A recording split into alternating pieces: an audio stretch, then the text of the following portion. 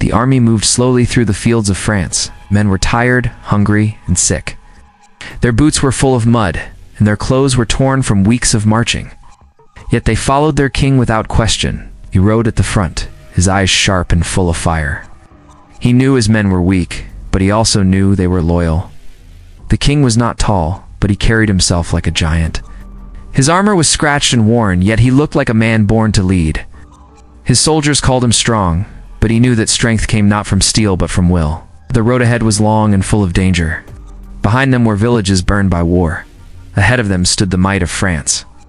Jack walked with his bow over his shoulder. He was young, but had seen death too many times. Beside him was William, older and steady, who told him to keep his head down and his bow dry. They were archers, the pride of the English army. They knew that their skill could decide a battle, even against knights in heavy armor. Claire marched with the men, her hair hidden under a helm. She had taken up the sword when her brothers had fallen in earlier fights. She was not treated as weak by those around her, for she had proven her worth with steel and blood. The others did not question her place. She walked in silence, her eyes fixed on the horizon. The army had marched far with little food. Many were sick, their faces pale, yet they held on. They trusted their king. They knew he had not led them into France for gold or glory, but because the crown demanded it. If they failed, they would not return home. Every man and woman knew this truth, and it gave them strength. The land of France stretched wide and green, but the villages were quiet. Smoke rose from ruins where battles had burned them. The French had gathered their knights, proud men in heavy armor, who believed no army could stand against them. They called the English weak, calling them a beaten people. But the English king did not fear their words. He trusted in his soldiers, and in the ground they stood on. At night the men sat by small fires. They shared what food they had, sometimes only a crust of bread or a thin broth. Jack spoke little, but William told stories of past battles. He reminded the younger men that courage was stronger than numbers. Claire sharpened her sword in silence, each scrape of steel a promise to herself that she would not fall without a fight. The king walked among the men, speaking to them not as a distant ruler, but as one of their own. He asked about their families and promised that their names would be remembered. His words gave them hope. He reminded them that they were not alone. "You're with them," and he would fight beside them. Scouts returned with news that the French were near. Thousands of knights and soldiers were gathering, more than the English could count. The French had armor that shone like silver, banners that filled the fields, and horses strong as towers. Against them, the English looked broken and weak. But numbers alone do not win wars. The king knew this. The English army prepared. Archers cut long stakes from trees and sharpened them to points. They planted them in the ground to hold back the charge of horses. They checked their bows and tightened the strings. They made sure every arrow was ready, for they would need every shot. The French laughed when they saw the English waiting. They thought the fight would be easy. They called the English desperate and small. But the King of England looked at the muddy ground and the narrow field between the forests, and he smiled. He knew the land would fight for him as much as his soldiers would. Jack looked at the horizon and felt fear in his chest, but William placed a hand on his shoulder and told him to trust his bow. Claire stood nearby, silent and fierce, ready to meet death if it came. The king raised his sword and swore to his captains that they would hold their ground. The storm was close. The battle would decide their fate. The English army, outnumbered and weary, stood together as the sound of French horns filled the air. They knew the fight was near, and none turned away. The French army chose the place of battle. It was a narrow field, squeezed between two forests. The ground was soft from days of rain, and deep mud covered the land. The French knights laughed at the sight. They believed the field would trap the English and crush them under the weight of numbers. The English king studied the ground with sharp eyes. Where the French saw only a trap, he saw a shield. The mud would slow the heavy horses. The narrow field would keep the knights from spreading wide. His smaller force could stand against the mass if they held their line. He gave orders to his captains, and his men began to prepare. Ouch. Archers cut stakes from the trees. They sharpened them to deadly points and drove them into the wet earth. Each row of stakes became a wall of thorns. Behind these, the archers stood with bows in hand, ready to rain arrows when the time came. Jack worked with steady hands, his young face serious as he hammered the wood into the ground. William checked each line and nodded with approval. He had seen battles like this before, and he trusted the king's plan. Claire stood with the men, carrying water and tools before taking up her sword once more. She moved without complaint, her mind fixed only on the fight ahead. Her eyes met those of the soldiers, and they saw the same fire in her that burned in them. No one questioned her place among them. She had earned it. The French knights camped on the other side of the field. Their banners shone bright, their armor polished as if they were marching to a parade instead of a war. They boasted loudly that the English would be crushed in one charge. Their numbers were vast, their horses strong, their armor thick. They believed no bow or sword could bring them down. At dawn, the field was still. Heavy mist lay over the ground, and the breath of horses rose like smoke in the cold air. The English soldiers stood in silence behind their stakes, bows in hand, shields ready. The king walked before them, his sword at his side, his voice clear as he called out to his army, reminded them of home, of the families waiting for them. He spoke of honor and of courage, of standing together as brothers and sisters. He told them the ground beneath their feet was their ally, told them the French had numbers but no heart. His words cut through fear, and the soldiers raised their voices in answer. The French knights did not wait long. Horns sounded, drums beat, and the ground shook as thousands of hooves began to move. The knights lowered their lances and shouted war cries that echoed across the field. They believed victory was already in their grasp. English archers raised their bows. Jack felt his hands shake, but William's voice steadied him. The king lifted his sword and gave the signal. Strings pulled tight and arrows filled the sky. The first volley fell like a storm. Sharp heads cut through armor, pierced flesh, and struck down horses. Knights tumbled into the mud, crushed by those behind them. The French charge slowed, but still they came on. More arrows rose, more arrows fell, each strike breaking the line. The mud grew thick with bodies and broken lances. Horses stumbled and fell, unable to move in the heavy ground. Knights pushed forward, but their armor weighed them down, dragging them into the mire. The English soldiers did not cheer. They stood firm, knowing the charge was not yet over. They loosed arrow after arrow, each shot aimed not at one knight, but at the mass that pressed forward. Jack fired until his fingers bled. William's arm ached, but he did not stop. Claire waited behind them, sword ready for the moment the enemy broke through. The French commanders shouted and drove their men forward. Pride blinded them, and they refused to believe they could fail. But the field itself turned against them. Horses flailed in the mud, knights slipped and fell, and the narrow gap gave them no room to escape.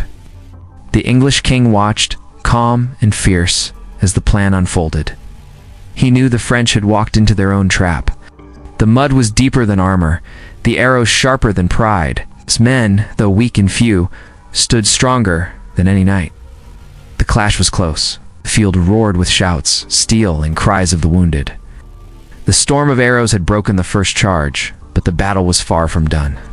The French still had numbers, and their pride would not let them retreat. The English soldiers braced themselves. The next wave was coming.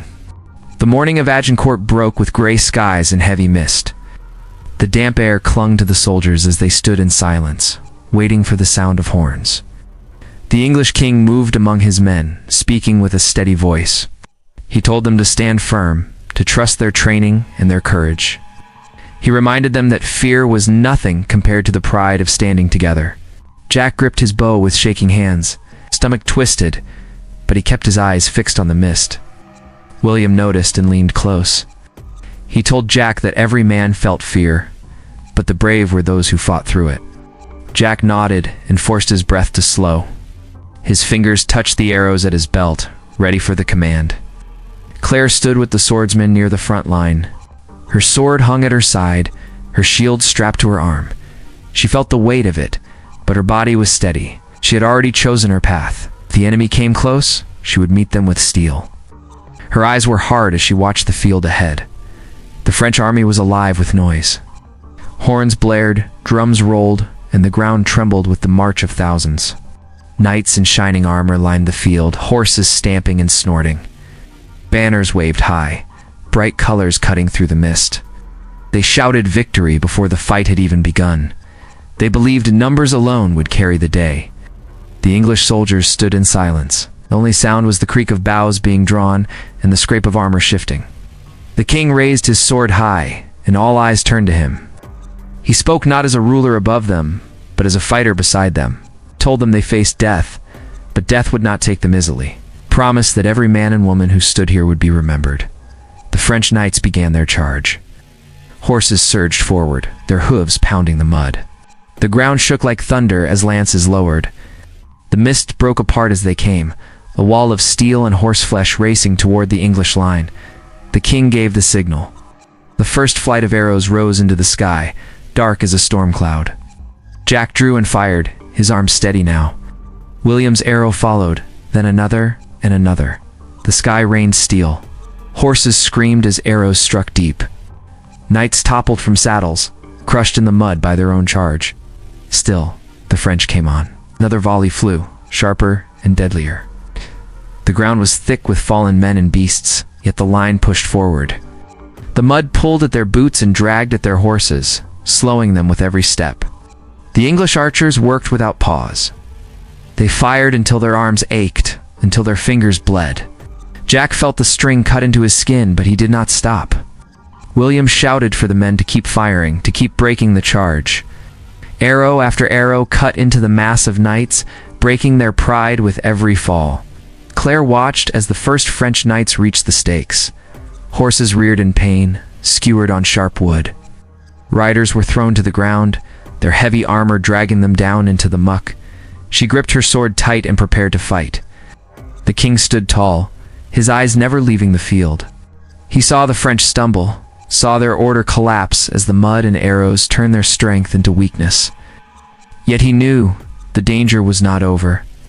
The knights were still coming, and once they reached the line, the fight would be steel against steel. The French shouted in anger as they pressed forward. Their lances shattered against the stakes, their horses screamed in terror. The narrow field trapped them, crushing man against man, horse against horse. They had no room to spread, no space to fight as they wished. Their own numbers had become their prison. The English held their ground. They did not break, they did not run. The archers fired one last volley before dropping their bows and reaching for axes and knives. The first clash was about to begin. Claire lifted her shield, Jack gripped a short sword, and William called out to the men to stand fast. The French knights roared and crashed into the English line. Steel rang against steel, shields splintered, and men fell into the mud. The battle had begun in full, and neither side would give way easily. The field of Agincourt was no longer quiet. It was alive with the sound of war. The clash began with the sound of steel and the cries of men and horses. The first wave of French knights crashed into the stakes, their lances breaking, their horses falling. The archers dropped their bows and pulled out swords, axes, and daggers. They stepped forward into the chaos, fighting side by side with the soldiers. Jack drew a short sword and pushed himself into the line. His heart pounded, but his arms moved with the training he had drilled again and again. He struck at a knight who stumbled in the mud, his blade cutting through the gaps of armor. The knight fell face first, sinking into the mire. Jack had no time to think, for another came at him. William stood near, his shield raised against a heavy blow. A knight slammed into him with a mace, the weight driving him back a step. But William held strong, shoving forward and driving his axe into the man's side. Grunted with effort, pulled the weapon free, and struck again. The knight toppled, his armor useless against the force of rage and survival. Claire fought with a fierce calm. She held her shield high and struck with her sword. A knight tried to force her down, but she slid to the side and cut at his leg. He fell to his knees, and she brought the blade down once more. Her arms burned, but she did not stop. Every strike was for her brothers who had fallen. Every cry of anger was for her home. The mud turned the field into a trap. Horses sank, men slipped, and the weight of armor dragged the French down. The narrow ground pressed them together, so close they could not swing their weapons. The English soldiers, lighter and quicker, stabbed and hacked at the gaps. The French knights, once proud, now cursed as they struggled even to stand. The archers who had fired their last arrows now fought as infantry. They were not trained knights, but they were quick, and they fought with the fury of men, who knew they had no way out but forward. Jack fought beside them, his blade striking again and again. He did not feel like a boy anymore. The field made him into a man. The English king stood at the center, his sword flashing in the mist. He shouted orders, his voice carrying over the noise of battle. He urged his men to hold, to push, to strike without mercy. He moved through the line, fighting not as a distant ruler, but as a soldier among soldiers. Knights came at him, but he struck them down with his own hand. His presence filled his army with strength. The French kept pressing, wave after wave, but the mud swallowed them. The more they came, the worse it grew. Horses trampled their own men, knights fell and could not rise again. Their numbers, once their strength, now became their weakness. The English pressed closer, cutting down those who stumbled, striking at those who tried to climb over the fallen. William swung his axe until his arms were heavy, but he did not slow. He shouted to Jack to stay near, to never step back. Jack obeyed, his blade cutting the arm of a knight who tried to break through. Claire shouted as she fought, her voice sharp as steel. Together they held the line, shoulder to shoulder. The air was filled with the smell of blood and the sound of screams. The mud was red and thick, swallowing the fallen. The French shouted in rage, but their cries turned to despair as more of them sank into the swamp of men and horses. The English, though few, stood strong as a wall of iron. The archers, now swordsmen, laughed through blood and sweat. They had feared death, but in the fight they found strength they did not know they had. Every step forward was victory, every knight slain a sign that the day could be theirs. The king raised his sword high, calling for one more push. His men answered, striking harder, driving the enemy back. For the first time, the French line wavered. The knights who had marched with pride now looked at the field with fear. They saw their banners trampled, their horses broken, their numbers crushed by mud and arrows. The English soldiers, tired and bloodied, saw it too. They knew the battle was turning. Against all odds, they had held the charge. Now, with fire in their eyes, they prepared to push even harder. The field of Agincourt shook with the roar of men who refused to fall. The battle raged on, and the mud grew deeper with every step. The French knights pushed forward in a great mass, their heavy armor pulling them down. The English soldiers, though fewer, stood like stone. They struck at every gap and weakness, cutting down men who had once thought themselves untouchable. Jack fought with a short sword, his arms shaking from exhaustion. He had never seen so much blood, yet he did not break. He fought beside William, who swung his axe with steady power. William's voice rose above the noise, shouting for the line to hold. His words gave Jack strength, and he struck again at an enemy who tried to break through. Claire moved like fire through the fight. Her shield clashed against blows. Her sword found its mark again and again. A knight taller than her came forward with a hammer, but she slipped aside and struck him in the side. He fell into the mud and she finished him before he could rise. Her breath came hard, but her eyes burned with fury. The French pressed harder, but the field betrayed them. Horses stumbled and trapped their riders. Men slipped and were dragged under by the weight of armor. The more they pushed, the more their own numbers crushed them. The English king had seen the ground for what it was, and now his plan unfolded. The archers, who had once rained arrows, now fought hand to hand. They used knives, axes, and broken stakes. They were not trained knights, but they were fast and desperate. Jack saw one archer drive a dagger into the face of a knight who had fallen. Another used a mallet to smash through a visor. The mud gave them courage, for it held the enemy still. The king moved through the chaos with his sword flashing. He was not safe behind lines, but at the heart of the clash. His presence filled his men with fire. They saw him cut down knights with his own hand, and they shouted louder, striking harder. He was their leader, but also their brother in arms. William fought near the king, his axe rising and falling in brutal rhythm. He shouted orders to the younger soldiers, keeping them together. Jack stayed close, his blade cutting quick strikes at those who stumbled. Together they held the ground, refusing to step back. Claire fought just ahead of them, her shield battered but still raised. She struck at any knight who came too close, her sword flashing in the mist. The French grew desperate. They shouted in rage, but their voices carried fear. Their leaders pressed them forward, but the field held them down. Knights who tried to rise were crushed by their own comrades.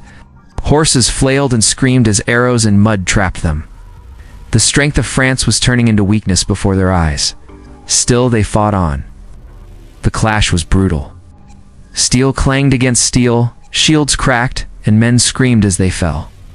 The mud sucked at their legs, dragging them lower.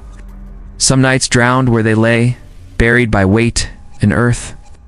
The English, lighter and quicker, moved around them like wolves. They struck at throats, at joints, at faces. Jack saw a knight raise his sword to strike William from behind. Without thinking, Jack lunged forward and drove his blade into the knight's back. William turned and gave him a sharp nod before swinging again at another foe. Jack's chest burned, but pride filled him. He had saved a life, and he had proven himself in the storm. Claire's shield cracked under a heavy blow, but she shoved it aside and drove her sword deep into her enemy's chest. She pulled free and took another shield from the ground, ready for the next. Her face was streaked with mud and blood, but she did not falter.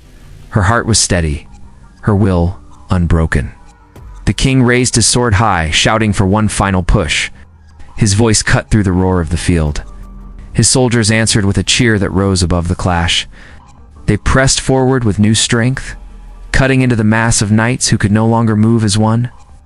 The French banners began to fall. Proud colors of their houses sank into the mud, trampled by men and horses alike. The English soldiers saw it and shouted louder. They knew the tide was turning. Against all odds, they were pushing the enemy back. The field of Agincourt was no longer a place of glory. It had become a grave of steel and pride. Yet in the heart of it, the English stood strong, their courage brighter than the mist. The battle reached its height. The field was thick with fallen men, broken lances, and shattered shields. Mud pulled at every step, sucking down horses and dragging knights into the ground. The cries of the wounded mixed with the clash of steel, filling the air with a storm of sound. Yet the English line held firm, their king standing tall among them. The king's sword flashed again and again as he struck down those who dared to come close.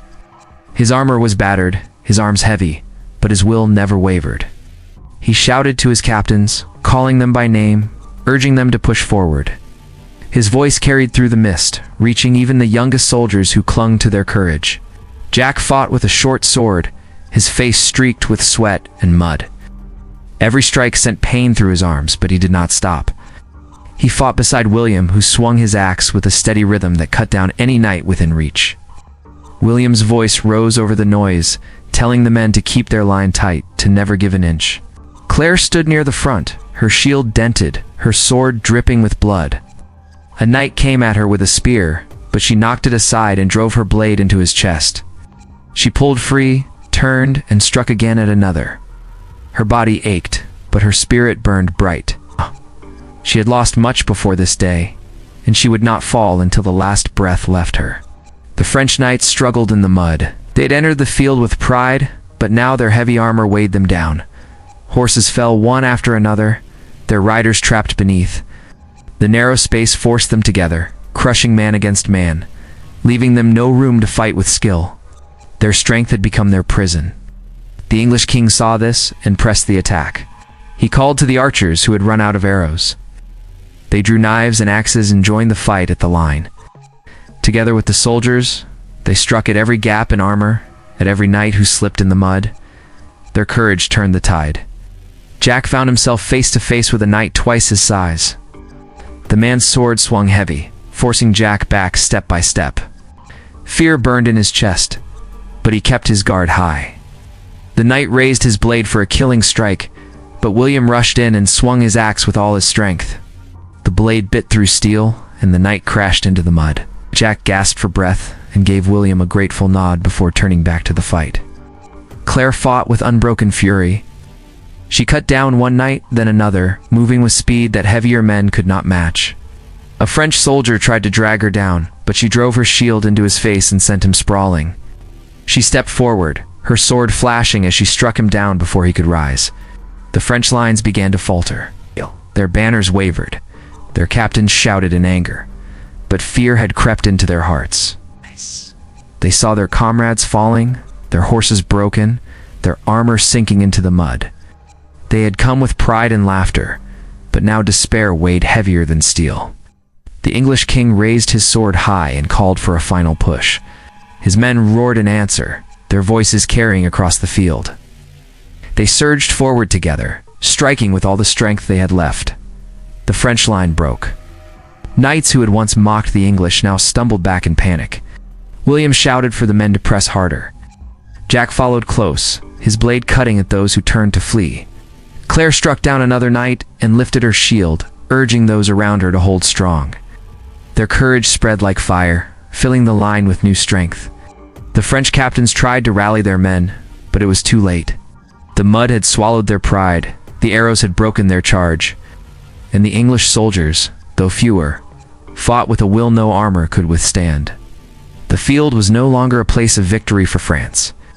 It had become a place of ruin.